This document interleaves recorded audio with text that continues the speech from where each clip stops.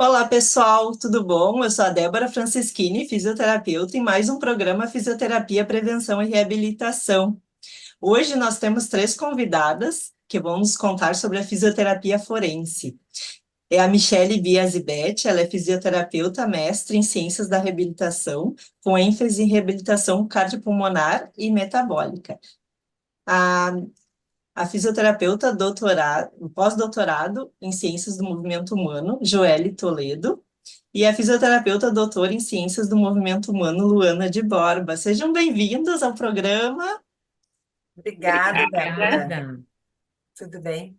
Então, vamos começar perguntando como é que vocês iniciaram o projeto de fisioterapia forense? Tá bem. Olá, tudo bem? Olá para todo mundo.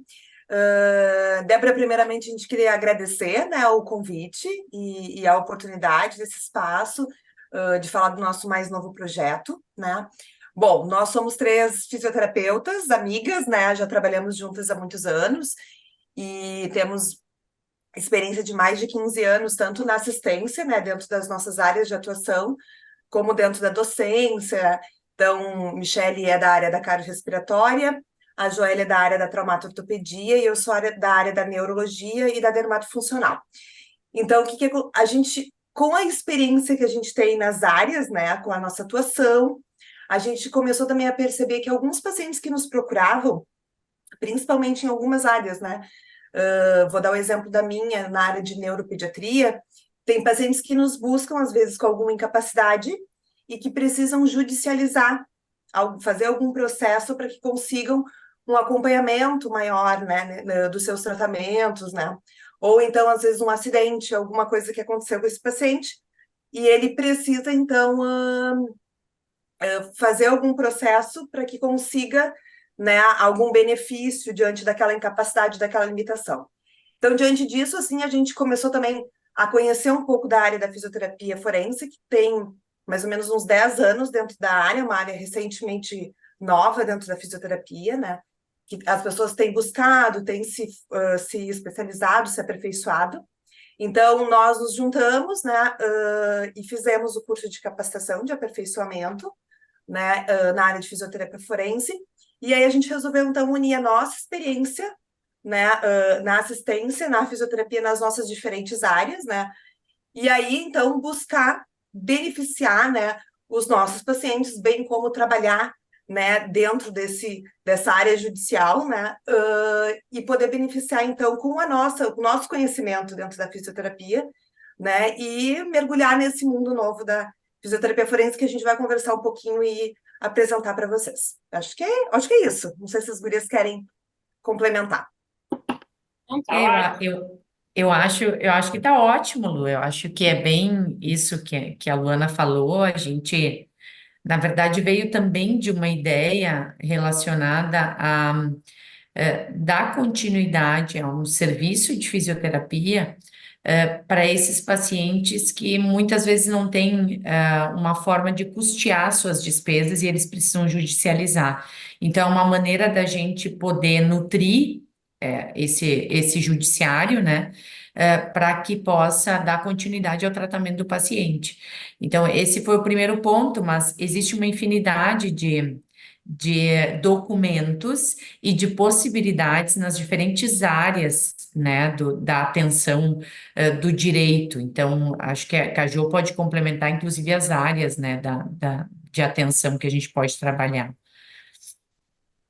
Ah, Na realidade, assim, né, a fisioforense, ela como a Lu falou ali, de uns 10, 15 anos para cá, e que relativamente muitos fisioterapeutas ainda não conhecem, né?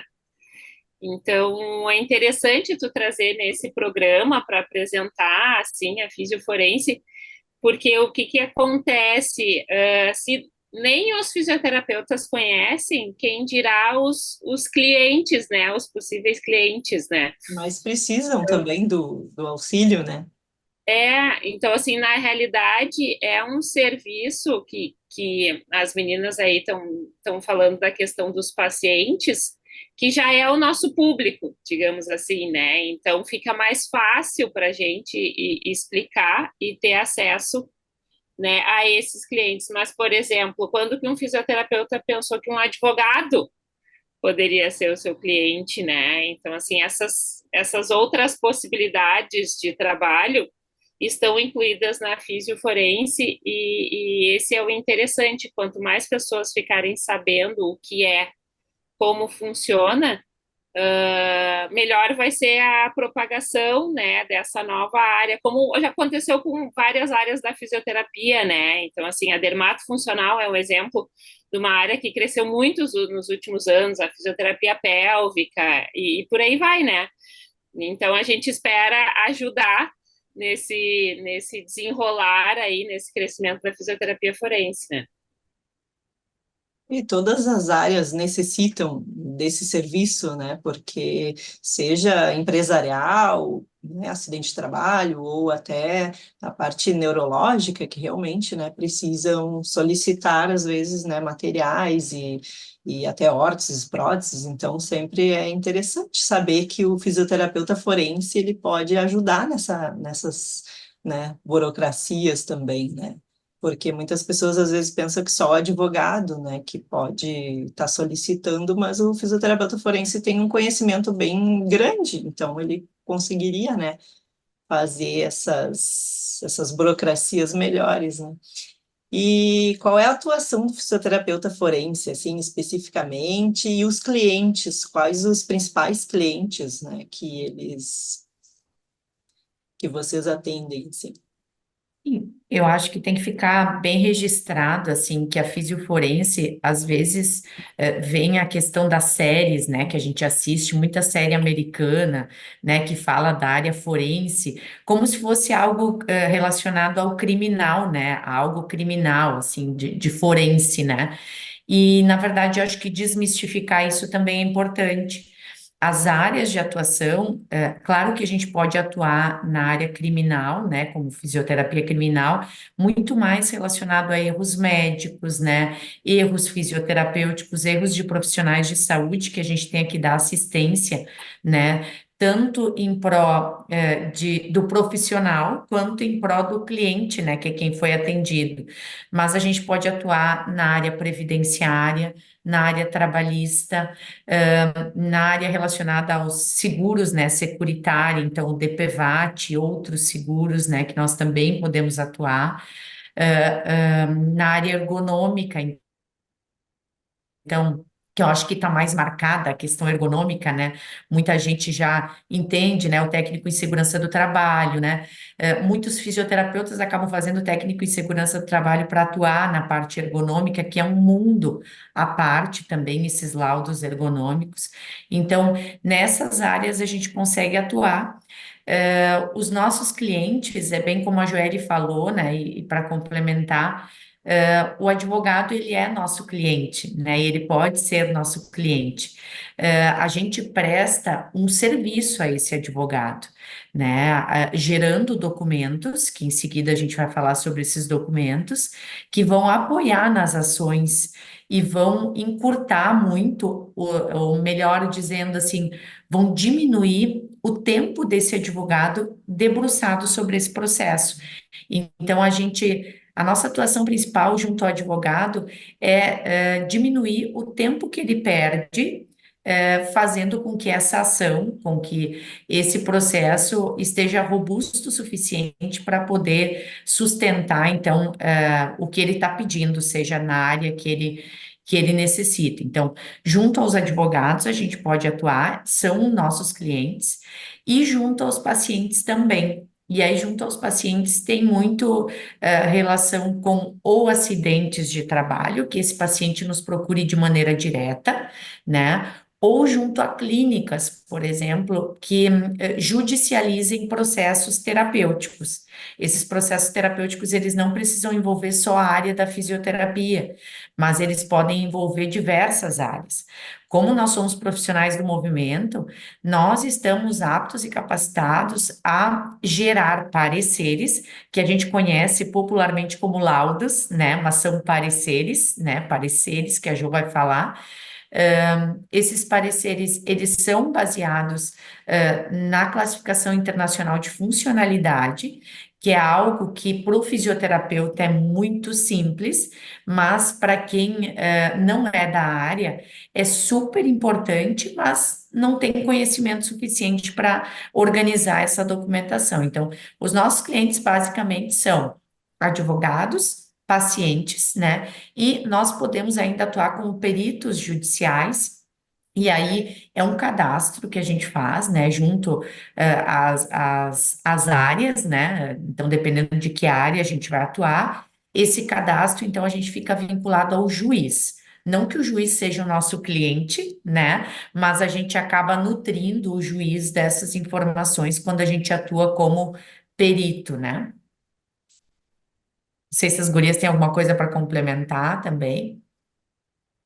Não, acho que é isso, é principalmente pacientes, advogados e juízes, são esses três, né, os possíveis clientes, assim, da fisioterapia forense. E sobre a documentação, então, vamos falar sobre a documentação agora.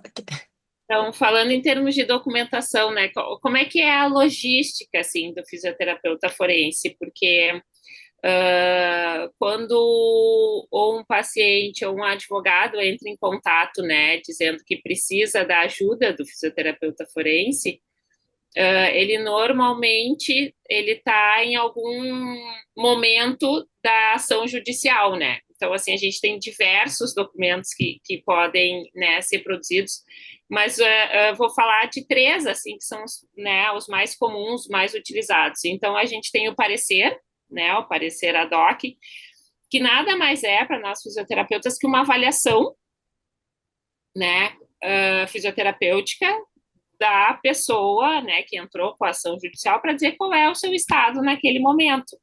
Independente se seja para o DPVAT, se seja por causa de um acidente de trabalho, né, pedido de invalidez, aposentadoria por invalidez, então assim, independente do motivo. O parecer é uma avaliação fisioterapêutica e aí sim, codificada, qualificada e codificada pela CIF, né? Então assim, é uma avaliação fisioterapêutica que tem todo um passo a passo, assim, que é organizado, né, para ajudar essa ação judicial. Então, é o fisioterapeuta que tem esse conhecimento, né? Então, isso é o parecer, a gente entrega para o advogado e o advogado coloca na peça inicial, então, do processo, para fortalecer esse processo. Então, imagina um processo chegando para um juiz que é formado em direito, que não entende nada da área da saúde, sim, com uma avaliação completa dizendo, né, numa linguagem assim acessível, como é que está aquela pessoa naquele momento. Então, ajuda muito a questão da ação judicial. No andar da carruagem, digamos assim, né, a gente pode ter alguns retornos, digamos assim, não tão favoráveis num processo, né? E aí tem a questão da impugnação, né? O que é impugnar um laudo? Então, assim, a pessoa entrou com o processo, já aconteceu a perícia não foi favorável, né? E aí, o que normalmente no direito acontece? O advogado tenta impugnar, né, esse laudo, dizendo que não, que o cliente dele está mesmo naquela situação, né?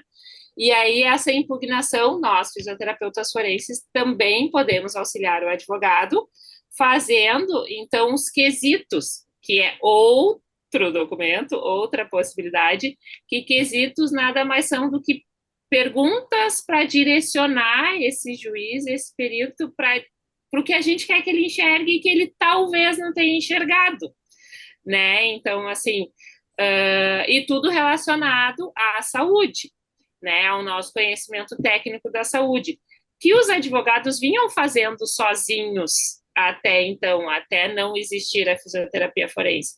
Mas no momento que ela começou a existir, e os advogados que já trabalham com isso, eles perceberam que essa parceria, né, advogado fisioterapeuta facilitou muito a vida deles, né, porque tem alguém que tem o conhecimento técnico e que daí junta com o conhecimento do direito, que é do advogado mesmo, né? Então, na realidade, o parecer, a impugnação e os quesitos são algumas das possibilidades de documentos, são os mais comuns, os mais utilizados, né? Quais os benefícios de contar com fisioterapeuta forense em ações judiciais? Pois então, reforçando o que a Joelle acabou de comentar, né? Com todas essas documentações que a gente pode produzir, eu acho que é importante porque nós somos profissionais do movimento, a gente tem essa capacidade de detalhar, né, nos nossos pareceres, né, nos nossos laudos, enfim, todas as incapacidades, as limitações baseadas na CIF, né, que é uma classificação internacionalmente reconhecida. Dessa forma, a gente fortalece a peça inicial do advogado, né? E aí, dessa forma, então, a gente consegue economizar o tempo, no sentido de todo o processo judicial, bem como obter maior sucesso nessa ação, né? Uma vez que a ação está bem fortalecida, ela vai para o juiz de uma forma mais direcionada naquilo que a gente busca, né? Eu acho que esses são os principais benefícios de se contratar, né, o fisioterapeuta forense nesse processo judicial. Se vocês gurias querem complementar. Isso mesmo. Perfeito. E quais as diferentes formas de contratar os serviços da fisioterapia forense? Perfeito, então, Débora, nós temos basicamente 3 formas de contratação, né? Fora a nossa avaliação inicial, que pode ser feita, nós podemos ser contratados como assistentes técnicos, como jurisconsultores ou como peritos. Então, a diferença básica, né, na verdade, é no tipo de documento que é gerado e para quem a gente presta essa assistência. Como perito, não há dúvida nenhuma, é uma atuação junto ao juiz, né, junto aos juízes. E como assistente técnico ou jurisconsultoria, então nós podemos atuar com os advogados, ou com os pacientes, né, então são as formas. O tipo de remuneração, né, ou melhor, assim, de que forma é remunerado esse fisioforense, nós podemos trabalhar de 2 formas. Ou pela questão de remuneração no ato da realização do documento. Essa remuneração, então, é acordada entre o fisioterapeuta e o cliente, que no caso pode ser o advogado ou o paciente, né? E ela pode ser paga, então, no ato da realização ou parcelada em algumas vezes, né? Mas ela é sempre baseada em salários. Então, o fisioterapeuta forense, ele trabalha com 1, 2, 3 salários, né? Isso vai aumentando conforme a complexidade do documento que vai ser gerado, né? Ou ele pode trabalhar no risco, né? Que na área do direito, né? Nós, como fisioterapeutas, não entendemos esse termo, né?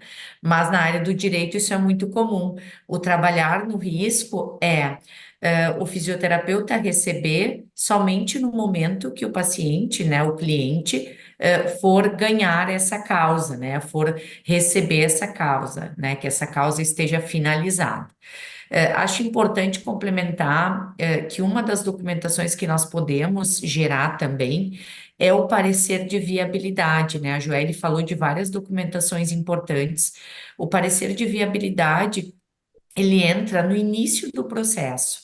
Então, esses pareceres, assim, para a gente julgar se é viável ou não a entrada daquela ação.